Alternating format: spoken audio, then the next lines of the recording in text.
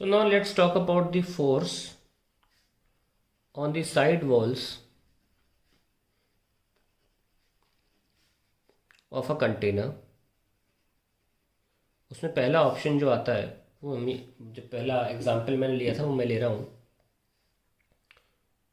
Suppose I take this one.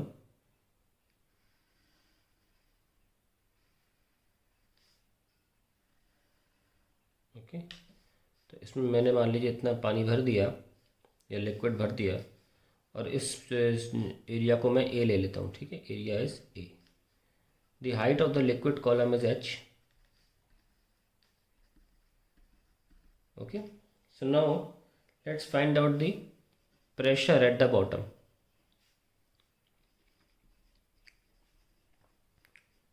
Pressure तो simply bottom पे वही होगा, P इक्वल्स टू H रो और G, खत्म.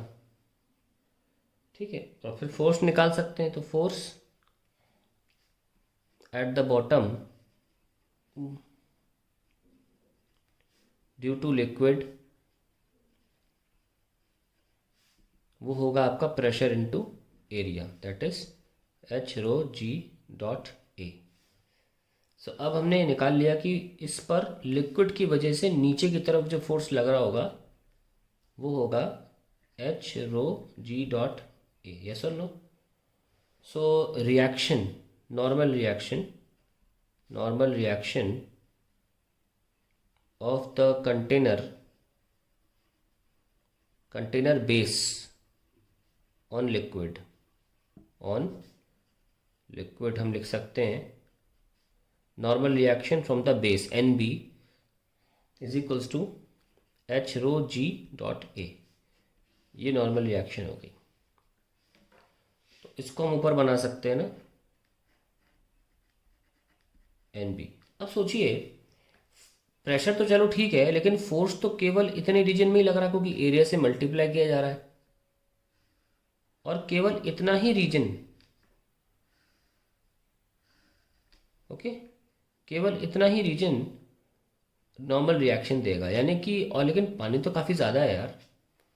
अगर ये फिगर ऐसा होता तो ठीक था, है ना, क्योंकि नॉर्मल रिएक्शन तो केवल इस, मैंने जो अभी हाइपोथेटिकल लाइन खींची है, केवल इतनी रीजन को ही बैलेंस कर पाएगा. ये पानी कहाँ जाएगा, इसको बैलेंस नहीं कर रहा. तो लिख सकते हैं द नॉर्मल रिएक्शन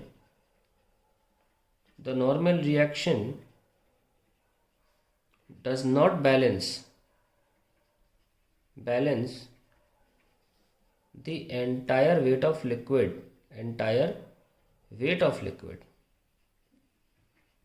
और एक्स्ट्रा लिक्विड भरा कहाँ है, इन स्लांट पोर्शन में एक्स्ट्रा लिक्विड जो भरा है इसको ये नॉर्मल रिएक्शन बैलेंस नहीं कर सकती, है ना. तो क्या करें भाई इतना पोर्शन में जो लिक्विड है वो तो बैलेंस हो जाएगा एन बी द्वारा, पर ये साइड में जो है वो बैलेंस नहीं हो पाएगा. उसके लिए उसके लिए क्या सिस्टम है कि जो वॉल्स हैं उन पर पानी बाहर की तरफ फोर्स लगा रहा है, तो वॉल भी तो अंदर की तरफ लगाएगी, which is called the Newton's का थर्ड लॉ ऑफ पेयर वाला रिएक्शन फोर्सेस. तो the container gives a normal reaction on the side walls of the container towards the fluid. ठीक है, और सिमिलरली यहाँ पे भी इस तरीके से नॉर्मल फोर्स लगेगा बिकॉज पानी लगा रहा है इधर.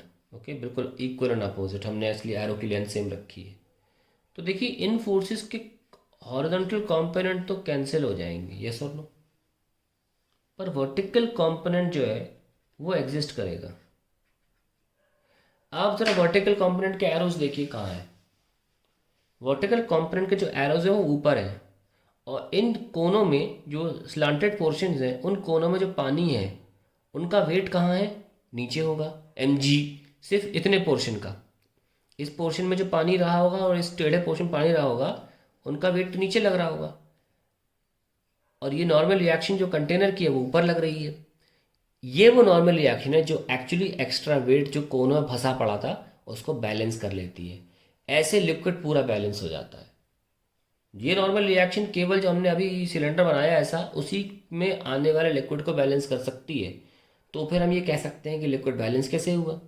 वो एक्चुअली इन टेढ़ी वॉल्स की वजह से भी तो नॉर्मल फोर्स लग रहा होगा पानी पे, जो हमने रेड पेन से दिखाया है। उसमें एक हॉरिजॉन्टल कंपोनेंट कैंसिल हो रहा है, पर vertical component is able to balance the liquids in that slant portions. तो हम अब पूरा एफ बना लेते हैं, और हमारा उद्देश्य क्या है कि हम ये फोर्स कैलकुलेट कर सकें जो लग रहा है नॉर्मली। ठीक है, एक ये हॉरिजॉन्टल कंपोनेंट तो कैंसिल हो जाएगा, इस फोर्स का वर्टिकल कंपोनेंट हम कैलकुलेट कर सकते हैं। तो ओवरऑल मान लेते हैं अगर हम बनाएं free body diagram of fluid, तो बहुत सिंपल है। ये आपका मान लीजिए फ्लूइड है, तो इस पर बेस की तरफ से नॉर्मल रिएक्शन लग रही है एन ऊपर की तरफ, साथ में साइड वॉल्स जो हैं वो इस साइड नॉर्मल रिएक्शन का वर्टिकल कंपोनेंट ले रही है एन इसको नाम देता हूँ मैं एन और एन।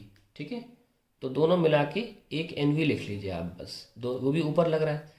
ये दोनों मिल के पूरे वजन को बैलेंस कर रही हैं, जो पूरा एम है इस बर्तन के अंदर, पूरा जो मास है let it be M entire liquid, उस पूरे वजन को अब एन और साइड वॉल्स का जो नॉर्मल रिएक्शन है उसका वर्टिकल कंपोनेंट, वो दोनों मिलके, तो एन और दोनों मिलके एन अब इस एम को बैलेंस कर पा रहे हैं।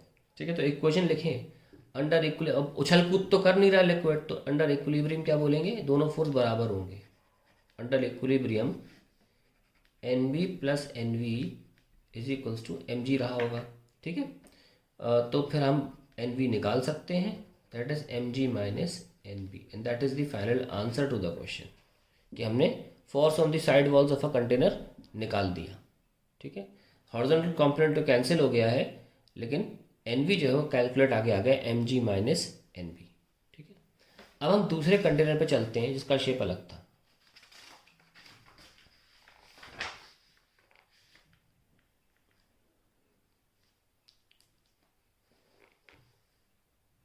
वो ऐसे था,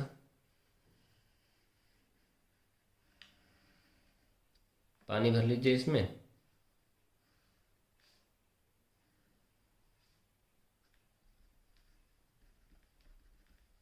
ये भर दिया। मान लीजिए एच हाइट तक पानी भरा हुआ है, और ये एरिया जो है वो ए। ठीक है, तो अब फोर्स निकाल लेते हैं। Pressure at the bottom it will be H rho g, ये अब भी सेम रहेगा, प्रेशर का कोई इशू नहीं है, तो हाइट पे डिपेंड करता है। फोर्स कैसे निकालेंगे, फोर्स ऑन बॉटम ये होगा एच रो जी ए, और ये काफ़ी ज़्यादा एरिया है, तो रिएक्शन फोर्स कहाँ लग रहा होगा, ऊपर की तरफ बेस। तो reaction from container on fluid वो भी सेम रहेगा, N B is H rho G into A. Yes और नो। अब देखिए यहाँ पर जो रिएक्शन है वो काफ़ी ज़्यादा एरिया की वजह से, ये देखो अगर हम कंटेनर कंटिन्यू करते तो ये जो हमारा फोर्स है ये पूरे एरिया पे लग रहा है, तो ये ऐसे लगना चाहिए ना। तो इसका मतलब इस बार क्या हो रहा है, the normal reaction in this case is higher than the weight of liquid, क्योंकि हमारे पास फोर्स ज़्यादा है। अब एरिया का किससे मल्टीप्लाई कर रहे हो, बड़े एरिया से कर रहे हो ना, और प्रेशर तो दोनों केस में सेम था। आप देख सकते हो, मैं अगर पुराना डायग्राम निकालूं जो हम कर रहे थे अभी, भाई दोनों कंटेनर्स का हाइट तो सेम है, तो दोनों का प्रेशर है सेम। यहाँ आप छोटे एरिया से मल्टीप्लाई कर रहे हो, चलो मैं लिख देता हूँ स्मॉलर है ना, स्मॉलर। यहाँ आप बड़े एरिया से मल्टीप्लाई कर रहे हो, लार्जर। तो जब हमने स्मॉलर से मल्टीप्लाई किया तो हमारा आंसर एन बी आया। ठीक है, और एन बी जो था वो एम जी को बैलेंस नहीं कर पा रहा था, एन बी छोटा था। इस बार हमने लार्जर एरिया से मल्टीप्लाई किया क्योंकि लार्ज एरिया है भी। इस बार हमारा एन बी जो है वो एम जी ज़्यादा निकल गया है कि नहीं। इस बार हमारा जो एन बी है, यानी कि बेस की ये एन बी जो मैं दिखा रहा हूँ ऊपर की तरफ, ये ज़्यादा निकल गया है हमारे वेट ऑफ द लिक्विड से, लेकिन उसको कंपेंसेट कौन करेगा, वेट ऑफ लिक्विड में कमी आई है। मतलब ये कह सकते हैं कि एन बी जो है वो ग्रेटर देन एम जी है, पर हमें इक्वेशन लिखनी है ना। So N B is equals to M G में कुछ जोड़ना पड़ेगा, तब वो एन बी के बराबर लिखा जा सकता है। वो क्या है? उस साइड वॉल से टेढ़ा जो फोर्स आ रहा है वो है। ओके, इसको मैं रेड पेन से दिखा देता हूँ। ये लीजिए, साइड वॉल से, तो इसका भी एक जो हॉरिजॉन्टल कंपोनेंट है वो कैंसिल हो गया और वर्टिकल कंपोनेंट ऐड हो जाएगा। ये दोनों मिला के एन वी कहे जाएंगे। तो अगर एफ बी डी बनाओगे तो भाई नीचे एम जी आएगा वाटर का वेट, और साथ में एन वी भी आएगा, और ऊपर क्या आएगा? N B. नॉर्मल रिएक्शन का जो वर्टिकल कंपोनेंट है वॉल्स में से, एन वी वो है जो नीचे की तरफ दिख रहा है क्लियरली। देखो ये भी क्या है? एन वी है, और ये क्या है? N V. तो अब क्योंकि लिक्विड ऊपर ऊपर नीचे तो मूव नहीं कर रहा है, स्टैटिक है, तो हम कह सकते हैं कि N B is equals to under equilibrium N B is equals to N G plus N V. तो अब हमें एन बी निकालना था, तो कैसे आया? N B minus M G. ये आ गया हमारा दूसरा इक्वेशन भी। तो आपको दोनों केस में वॉल्स पे फोर्स निकालना आ गया है कि नहीं? तो अब नोटिस करें आंसर्स में इस बार हमारा एन बी जो है वो क्या है? N B minus M G, और अभी इस केस में कहता है N G minus M B. ठीक है, यहाँ पे N B minus M G है।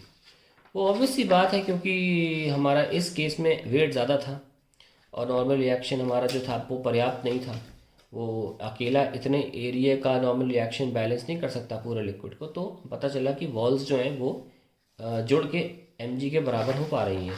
बिल्कुल सिमिलरली यहाँ भी वही कंडीशन थी, डिट्टो, कि हमारे पास वेट तो ज़्यादा है, सॉरी वेट कम है, एन बी ज़्यादा है, तो वो कंपेंसेट कहाँ से होगा? ये एक्स क्वांटिटी कौन देगा हमें? यही तो वो एन वी है जो एक्स क्वांटिटी है। So N V is equals to N B minus M H N B minus M G, that is the vertical component of the normal force of the walls on the fluid. So in short में summary में देख लें कि हमने किया क्या था इसमें, कि अगर बर्तन हमारा इस तरीके से होगा,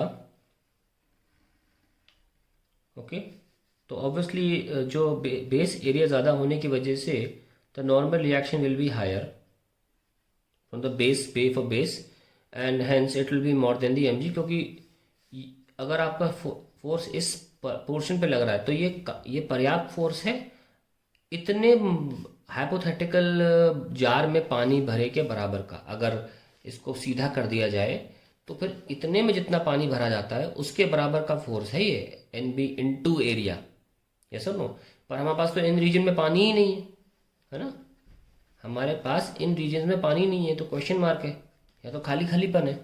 तो इस वजह से यहाँ पे एन बी जो है वो ग्रेटर देन एम जी हुआ, और एन जी में कुछ ऐड करना होगा। वो हमेशा क्या होगा? इन वॉल्स की vertical component of the normal force. इतना सिंपल हो जाता है ये। अगर आप इतना डिसाइड कर लो कि एन बी ज़्यादा है कि एम जी ज़्यादा है, तुरंत आ जाएगा आंसर। और फिर आपका एन वी निकल आया इस केस में, that was M G minus N V. ये देखिए आंसर आ गया। और दूसरा हमने एग्जाम्पल क्या लिया था जिसमें ऐसे था, इसमें ये एरिया बेस एरिया छोटा रहा और वो ऑब्वियसली हमारे लिक्विड को बैलेंस नहीं कर पाएगा, क्योंकि ये जितना एरिया होता है अगर आप उससे वर्टिकल खींचें ऐसे लाइन तो वो उतने ही पानी को केवल बैलेंस कर सकता है ना? तो ये एरिया में जो एन बी है it can only balance this much. What about this portion? ये पोर्शन कौन बैलेंस करेगा, है ना? तो हम इतना बोल सकते हैं कि ऑब्वियसली इस बार एम जी जो है वो ज़्यादा पड़ गया एन बी के सामने। तो हम क्या करेंगे? हम कहेंगे अगर इक्वेशन बनानी है तो एन बी में कुछ जोड़ दो एक्स, और वो हमेशा एक्स से जुड़ेगा। वो हमेशा ही आंख बंद करके आप एन वी लिख लीजिए, vertical component of the normal force by the slant portion. ये नॉर्मल फोर्स एन वी है, इसका वर्टिकल कंपोनेंट कहाँ है? ऊपर है, मैं ये कह रहा हूँ। तो वो तुरंत आप जोड़ दीजिए, तो दोनों बार आपको एक्स की जगह पर एन वी ही लिखना है, और इस बार आपका एन वी क्या आ गया? M G minus N B, that's it. ठीक है, तो दोनों आपको लिखने आए हो आ गए होंगे। मैंने शॉर्ट में बता दिया कि लिखना कैसे, ताकि आपको याद रहे।